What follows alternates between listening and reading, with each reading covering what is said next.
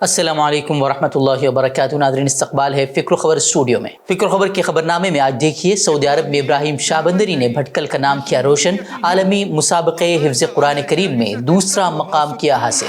Parliament کے خصوصی اجلاس کے ایجنڈے کے اعلان سے مودی حکومت کا گریز، لیکن اپوزیشن کا اپنا ایجنڈا تیار.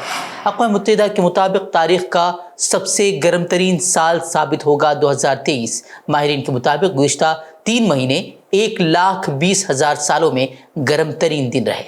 انڈیا یا بھارت پر جاری مہابھارت کے درمیان وزیر اعظم مودی نے تنازع سے دور رہنے کی اپنے وزراء کو دی نصیحت. سناتن دھرم والے بیان کے جواب پر زور دینے کو بھی کہا. بنارس میں تبلیغی جماعت پر لگی پابندی کو All India Muslim Personal Law Board نے قرار دیا غیر آئینی. فوراً پابندی ہٹانے کا کیا مطالبہ. کہا، مسلم نسل کشی کی کال دینے والے آزاد، لیکن امن کی بات کرنے والوں کو کیا جا رہا ہے ہراساں. سعودی حکومت کی جانب سے مکے میں عالمی مسابقے حفظ قرآن کریم منعقد کیا گیا، جس میں 117 ممالک نے حصہ لیا.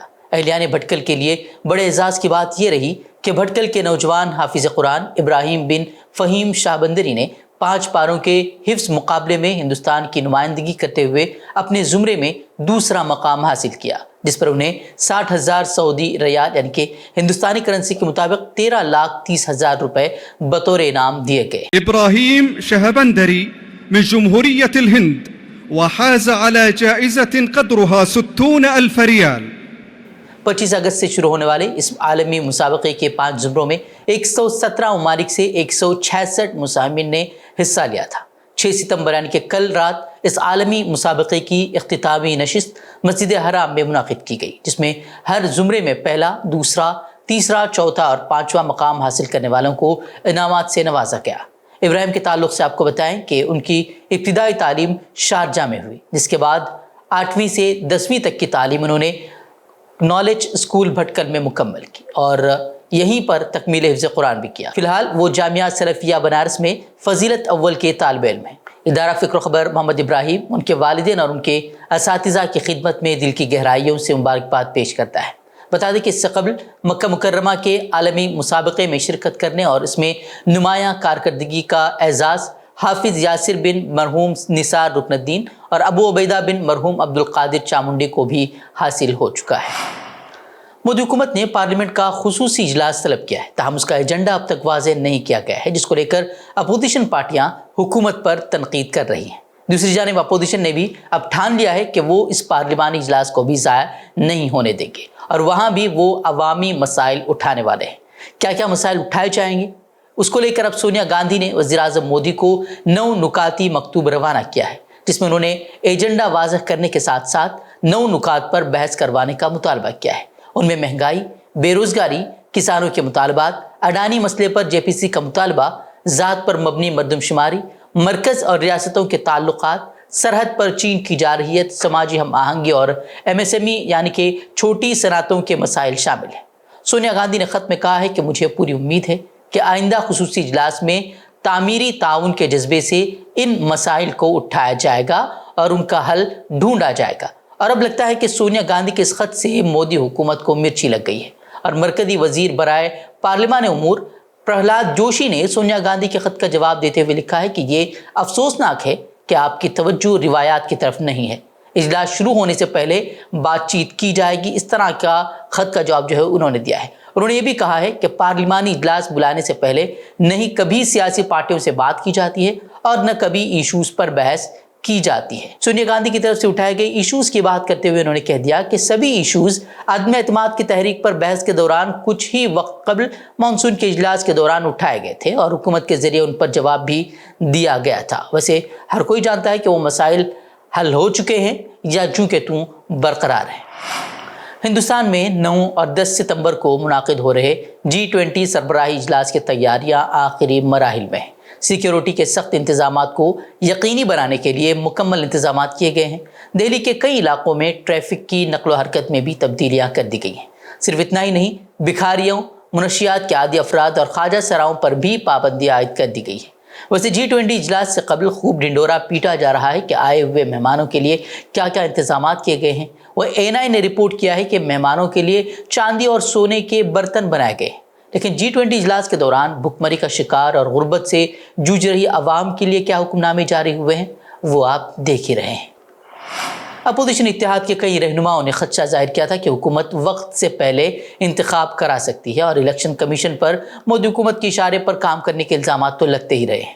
وہیں اب ہندوستان کے chief election commissioner Rajiv Kumar Madhya Pradesh کا دورہ کر رہے ہیں، جہاں کچھ دنوں بعد انتخابات بھی ہونے والے ہیں۔ یہاں انہوں نے پریس کانفرنس کے دوران قبل از وقت انتخابات کرانے کا عندیہ دیا۔ انہوں نے کہا کہ آئین میں تحریری قانون کے مطابق ہمارا کام قبل از وقت انتخاب مکمل کرانا ہے۔ ایک ملک ایک انتخاب پر پوچھے گئے ایک سوال کے جواب میں انہوں نے کہا کہ کمیشن کو آئینی التزامات اور عوامی نمائندگی قانون کے تحت قبل از وقت انتخابات کرانے ہوتے ہیں۔ خیال رہے کہ مرکزی حکومت نے لوک سبھا، ریاستی اسمبلیوں، ناگر پالیکاؤں اور پنچایتوں کے انتخابات بیک وقت کرانے پر غور کرنے اور جلد از جلد سفارشات پیش کرنے کے لیے ہفتے کے روز سابق صدر رام ناتھ کووند کی سربراہی میں ایک 8 رکنی اعلیٰ سطحی کمیٹی کی تشکیل کا نوٹیفیکیشن بھی جاری کر دیا گیا ہے۔ انڈیا یا بھارت، اس کو لے کر جاری تنازع پر وزیر اعظم مودی نے اپنے وزراء کو تنازع پر بولنے سے بچنے کا مشورہ دیا ہے اور ادے ندھی اسٹالن کے سناتن کو لے کر دیے گئے بیان پر توجہ دینے کی ہدایت دی ہے۔ سناتن دھرم کے تعلق سے تمل ناڈو کے وزیر اعلیٰ ایم کے اسٹالن کے بیٹے ادے ندھی اسٹالن کے بیان پر اس وقت بی جے پی اور RSS کی جانب سے مسلسل واویلا مچایا جا رہا ہے۔ اس بیان پر اب وزیر اعظم مودی نے بھی اپنا رد عمل ظاہر کیا ہے۔ انہوں نے اپنی کابینہ کی ایک میٹنگ میں غیر رسمی گفتگو کے دوران اپنے تمام ساتھیوں کو مشورہ دیا کہ ادے ندھی کے الزامات پر یوں ہی خاموش نہیں رہا جا سکتا، اس معاملے میں مناسب جواب دینا ضروری ہے۔ وزیر اعظم نے کہا کہ سناتن دھرم ملک کے کروڑوں لوگوں کی آستھا کا مرکز ہے اور اس پر ہونے والی تنقیدوں کا جواب دیا جانا سبھی کا فرض ہے، اس لیے مناسب رد عمل ظاہر کرنا ضروری ہے۔ وارانسی میں تبلیغی جماعت کے خلاف کی گئی پولیس کی کارروائی کو All India Muslim Personal Law Board نے تشویشناک اور غیر قانونی اور غیر آئینی قرار دیا ہے۔ بورڈ نے ریاستی حکومت اور پولیس سے اس بات پر زور دیا ہے کہ وہ جلد از جلد اس پابندی کو واپس لے لیں اور تبلیغی جماعت کے لوگوں کو اپنی سرگرمیاں جاری رکھنے کی اجازت دیں۔ All India Muslim Personal Law Board کے ترجمان ڈاکٹر سید قاسم رسول الیاس نے ایک بیان میں کہا کہ وارانسی پولیس کے ذریعے تبلیغی جماعت کے افراد کو مساجد سے نکال کر شہر سے باہر بھیج دیا جانا اور مساجد کے متولیان کو نوٹس بھیج کر تبلیغی جماعت کی کسی بھی پروگرام پر پابندی لگا دینا انتہائی غلط، تشویشناک، غیر اخلاقی اور غیر آئینی ہے۔ تبلیغی جماعت ایک دینی جماعت ہے جو کہ مسلمانوں کو دین سکھاتی ہے، ان کے اخلاق و کردار کو سنوارتی ہے اور ان کے تمام پروگرام مساجد میں ہی منعقد ہوتے ہیں۔ انہوں نے کہا کہ ایک طرف اتر پردیش پولیس ان لوگوں کو جو مسلمانوں کے خلاف مسلسل اشتعال انگیز اور زہریلی تقاریر کرتے ہیں، علی اعلان مسلمانوں کی نسل کشی نیز مسلم خواتین کی عصمت دری کے اعلانات کرتے ہیں، سوشل میڈیا پر اپنی پوسٹ وائرل کرتے ہیں، ان کے خلاف کوئی کارروائی نہیں کرتی۔ دوسری جانب پرامن طریقے سے جو افراد عامت المسلمین کو دین سکھاتے ہیں، ان کی کردار سازی کرتے ہیں، انہیں ہراساں کیا جا رہا ہے اور ان کی سرگرمیوں پر پابندی عائد کی جا رہی ہے۔ سپریم کورٹ نے بدھ کے روز لداخ ہل ڈیولپمنٹ کونسل کے انتخابات کے نوٹیفیکیشن کو منسوخ کرتے ہوئے نیا نوٹیفیکیشن جاری کرنے کا حکم دیا ہے۔ عدالت نے یہ فیصلہ ایک عرضی پر دیا جس میں انتخابات میں نیشنل کانفرنس کو حل انتخابی نشان سے انکار کرنے کے فیصلے کو چیلنج کیا گیا تھا۔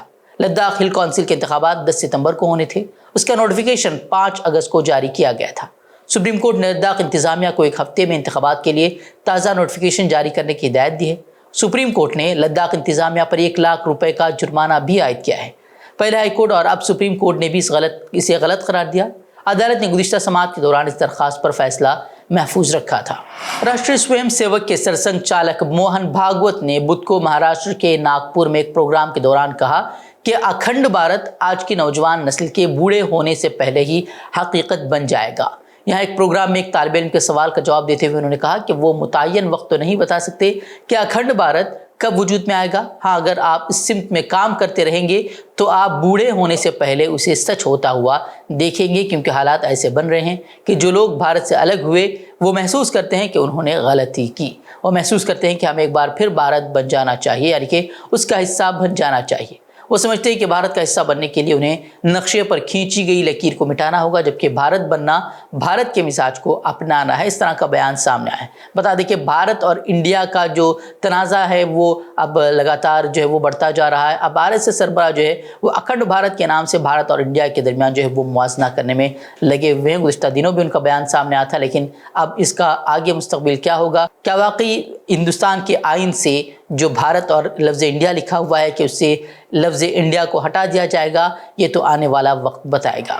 تمل ناڈو پولیس نے بدھ کے روز صحافی پیوش رائے اور بھارتیہ جنتا پارٹی کے سوشل میڈیا سیل کے سربراہ امت مالویا اور ایودھیا کے سنت کے خلاف سناتن دھرم پر ریاستی وزیر ادیا ندھی اسٹالن کے تبصرے پر تنازع کے سلسلے میں FIR درج کی ہے۔ بدھ کے روز مدورائی پولیس نے ایودھیا کے تپسی چھاونی مندر کے سیر پرمہنس آچاریہ کے خلاف وزیر کھیل کے سر پر 10 کروڑ روپے کے انعام کا اعلان کرنے پر مقدمہ درج کیا ہے۔ دراصل تروچیراپلی پولیس نے امت مالویا پر اسٹالن کے تبصروں کو توڑ مروڑ کر پیش کرنے اور لوگوں کے مختلف طبقوں کے درمیان دشمنی پیدا کرنے کے لیے غلط معلومات پھیلانے کے الزام میں مقدمہ درج کیا ہے۔